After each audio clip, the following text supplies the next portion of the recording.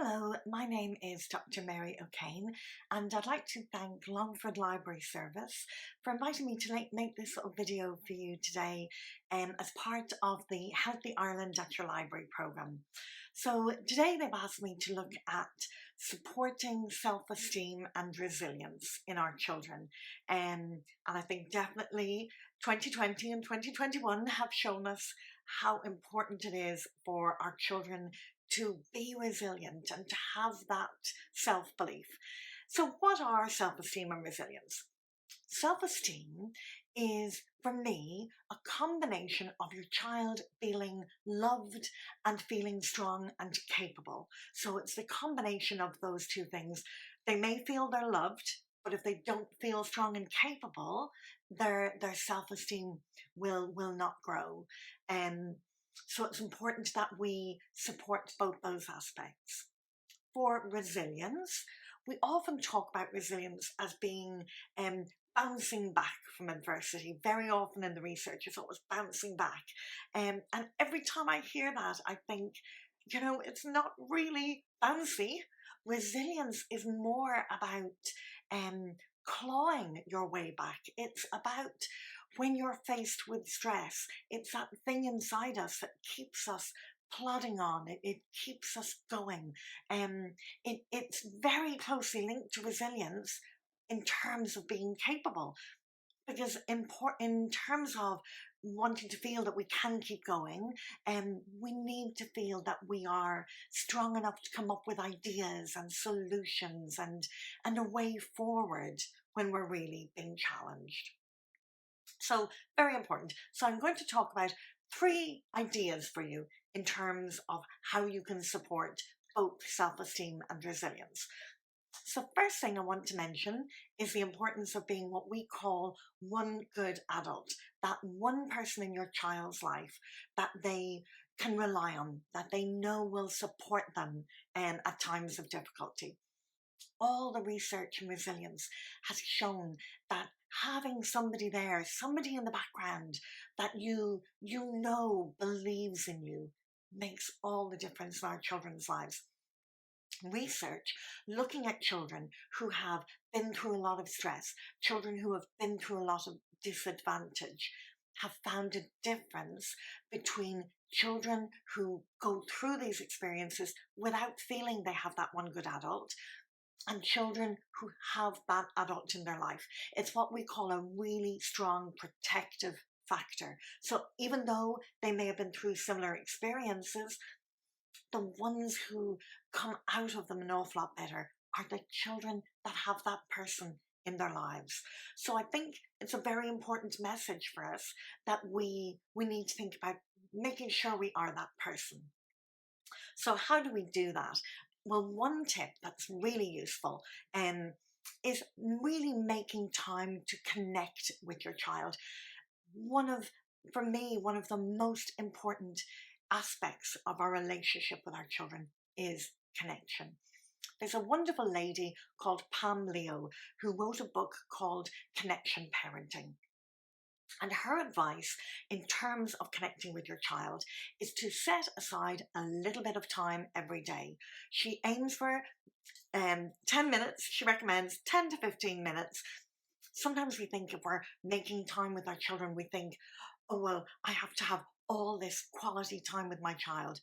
Actually, the research again tells us it's quality, not quantity. So if you find you're trying to balance work with your children, you're very short on time in your life, don't worry about it having long periods. If you can try every day to have maybe a 10-minute period, that's what we're aiming for, 10, 15 minutes, quality time with your child every day. That is what really makes a difference. Pamela Leo tells us, what do we do during that time? What do we need to focus on? And she tells us, be playful. So whether it's a little one, whether you have a toddler, whether you have a primary school child, whether you have a teenager, she reminds us to be playful. And her top tip is that rough and tumble play, where we're really coming down to the child's level and we're connecting with them. Many of us don't really find that very comfortable. It doesn't come naturally to us. So it's just about finding that time. If you think, oh, the rough and tumble isn't me, get down to your child's level and let them take the lead. They will lead you down that path. And it's the time when we really connect with our children. So even doing that alone and trying to find that time every day can put you in a position that you really are connecting with your children on that level, which lets them know I have that one good adult in my life. Okay, so that's top tip number one. The next tip, remember I said in terms of self-esteem, our children have to feel capable. In terms of resilience, our children need to feel that they are strong enough to find a way out of stresses that they are under. So another tip is to help them become good problem solvers. And for many of us as parents, this doesn't come naturally. We see our children struggle, and it's only natural as a parent. You want to support your child, you want to help your child, but we tend sometimes to jump in and try to solve their problems for them. And we don't necessarily stand back and support them to be good problem solvers. So that's the next thing I would say to you. Step back and think the next time your child is struggling with something, instead of jumping in and telling them what to do. So maybe they come home from school, when they're all back in school, maybe they've had a little row with their BFF on the yard, and they come in and they're pouring it all out, and the temptation is to go, well, you go in there tomorrow and you tell her blah, blah, blah, blah, blah. So instead, step back and think, no, I'm going to support my child in their problem solving. So instead of telling them what to do, encourage them to think of possible solutions. So it's like brainstorming for ideas when something goes wrong. So encourage them to think about anything they might do. Now, they might come up with outlandish solutions. They might come up with solutions that you don't want them to follow, and that's fine. Don't shoot them down. Let them learn that when we're problem solving, we brainstorm lots of ideas before we step back and we decide which possible solution might work for us. So in that instance, if you say, what might you do with your friend? And if they say, well, you need to phone teacher and tell her that she has to play with me. She's to speak to her. And you're thinking, well, don't think I'm actually going to do that. You just go, okay, that's one possible solution. How can you think of any more? They might say, well, you need to ring her mum and tell her mum that she was mean to me today. So again, don't shoot them down. Okay, possible solution. If they're used to you solving problems for them, they might struggle a little bit to come up with solutions where they take the lead. So you might have to help them. So you might say something like, okay, if you can't think of any more, let me think. What else might you do? Maybe you could go in tomorrow and talk to your friend and tell her that she's hurt your feelings. Or another idea, maybe you might go in tomorrow and actually have a break from each other. Maybe you need a little bit of space, the two of you. Or maybe tomorrow you might go in and you might suggest that you and she play with another group of friends. So you come up with possible ideas together. Then you teach them about evaluating ideas. So you sit with them and you talk about each idea and potential strengths and weaknesses in that idea until your child makes a decision on what they want to do. Now, sometimes your child might make a decision you're not so sure is the right solution. So your child might say to you, well, okay, I've decided you're to ring teacher and tell her she was mean. So you might have to go, you know what, I'm not comfortable with that solution. I think you need to pick another one. So say your child says, well, I'm going to go in tomorrow and I'm going to tell teacher that she was mean to me yesterday. You're thinking, now, sure, how teacher is going to respond to this? Instead of solving the problem for them again and going, oh, no, don't do that. sometimes you need to allow them to test their solutions in a really low stakes experience.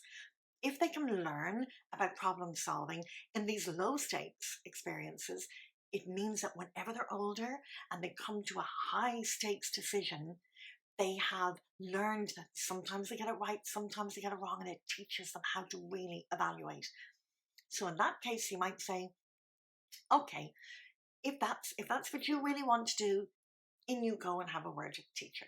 So she might go in the following day, and teacher might say, no telling tales here. If you have a problem with your friend, I think you need to go and talk to her.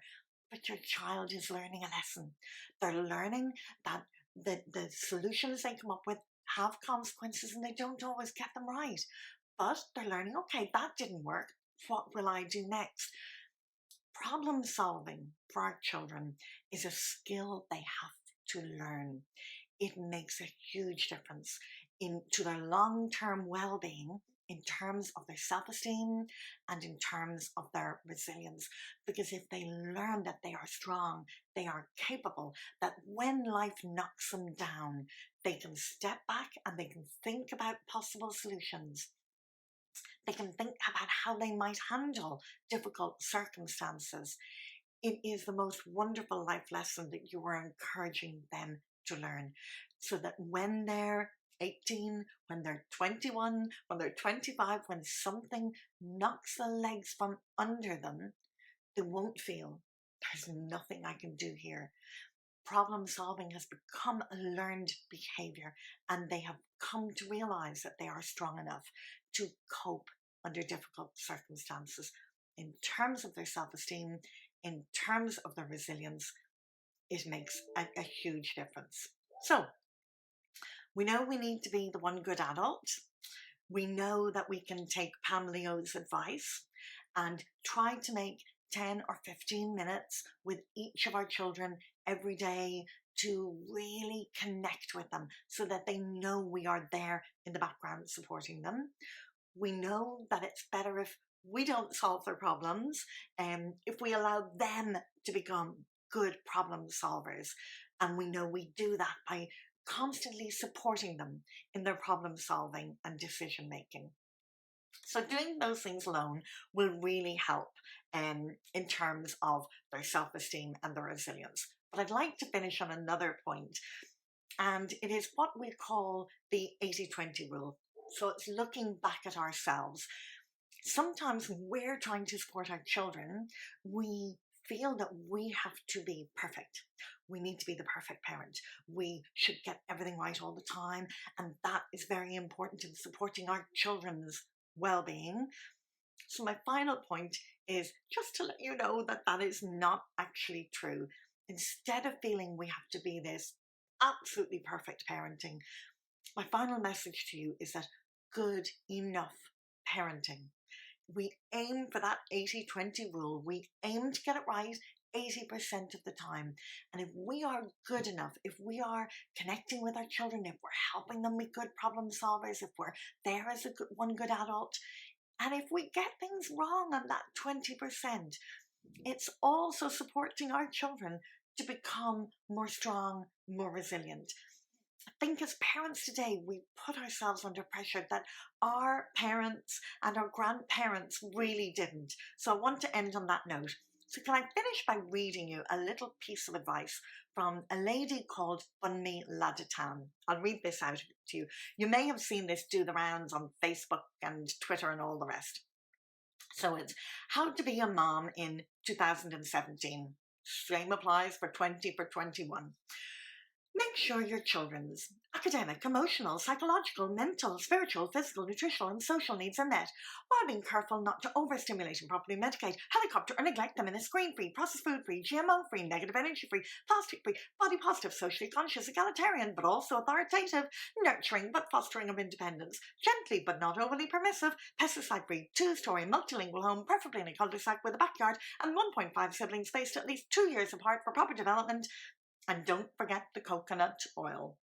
And she tells us how to be a mom in literally every generation before ours. Feed them sometimes. think that is really good advice from Bunny. We put ourselves under huge pressure. We cannot do it all. And our little low stake failures also help our children to become strong and resilient. Um, there's a theorist in psychology called Donald Winnicott, and his theory revolves around the idea of good enough parenting. And his argument is that if we were perfect all the time, it would not support our children's resilience because it wouldn't be preparing them for the challenges that they are going to face in life.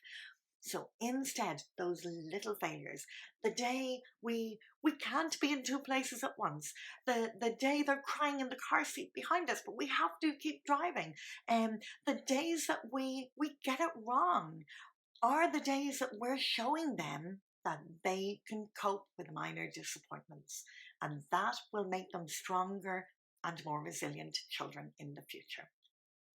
So I hope that advice has been of some help to you in terms of thinking about how you support your children to become more resilient and to support their self-esteem and their well-being.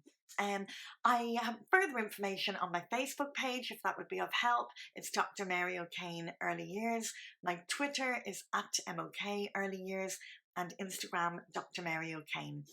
And once again, like to thank Longford Library Service for inviting me to take part in the Healthy Ireland at Your Library programme in Longford. Thank you very much for your time.